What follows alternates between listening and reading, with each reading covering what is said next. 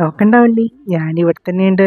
നല്ല സന്തോഷത്തിലായിട്ട് ഞാൻ എണീറ്റേക്കുന്നത്. കാരണം വീടൊക്കെ നല്ല വൃത്തിയാക്കി ഇട്ടിട്ടാണ് ഇന്നലെ രാത്രി കിടന്നത്.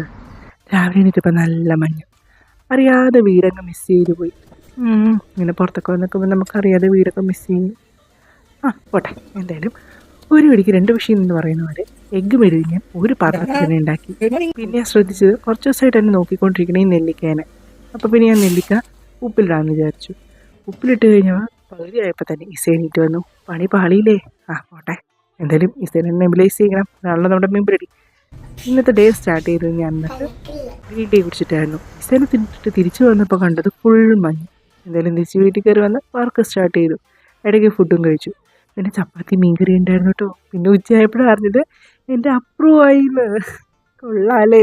എന്തായാലും ലഡു കഴിക്കാൻ പറ്റാത്തത് കൊണ്ട് തന്നെ ഞാൻ എന്ത് ചെയ്തു, ഞാൻ സീഡ്സ് കൊണ്ട് ഉണ്ടാക്കിയ ഇതിന് ഞാൻ ലഡുവായിട്ട് കരുതി അങ്ങനെ ഞാൻ കഴിച്ചു.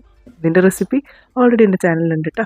പിന്നെ ഈവനിങ് ആയപ്പോൾ ഞങ്ങൾ നൂഡിൽസ് കഴിച്ചു. ഞാൻ ഐസും കൂടി കുറച്ച് ഈസിൻ്റെ ഡാൻസ് ആയാലോ. പിന്നെ ഞങ്ങൾ രണ്ടും കൂടി ജിമ്മിൽ പോകാൻ തീരുമാനിച്ചു. പക്ഷെ അതൊരു അബദ്ധമായി എന്ന് എനിക്ക് പിന്നെയാണ് മനസ്സിലായത്. ആൾ ഹാപ്പി ആയിട്ടാണ് വന്നതും ആൾ ഹാപ്പി ആയിട്ടാണ് നടന്നതും. പക്ഷെ എനിക്ക് മാത്രമേ വർക്കൗട്ട് ചെയ്യാൻ പറ്റാതിരുന്നുള്ളൂ. 3/4 മണിക്കൂർ കൊണ്ട് ഞങ്ങൾ തിരിച്ച് വീട്ടിലെത്തി. പിന്നെ ഇവരീസൊക്കെ ചെയ്ത് ഈസ കിടന്നുറങ്ങി. ഇനി എന്താണ് ക്ലീനിങ്, ഫ്രഷപ്പ്, എല്ലാ പരിപാടിയും കഴിഞ്ഞിട്ട് കിടന്നുറങ്ങാൻ. അപ്പോൾ ശരി, നാളെ കാണാം കേട്ടോ. See you tomorrow. ബൈ.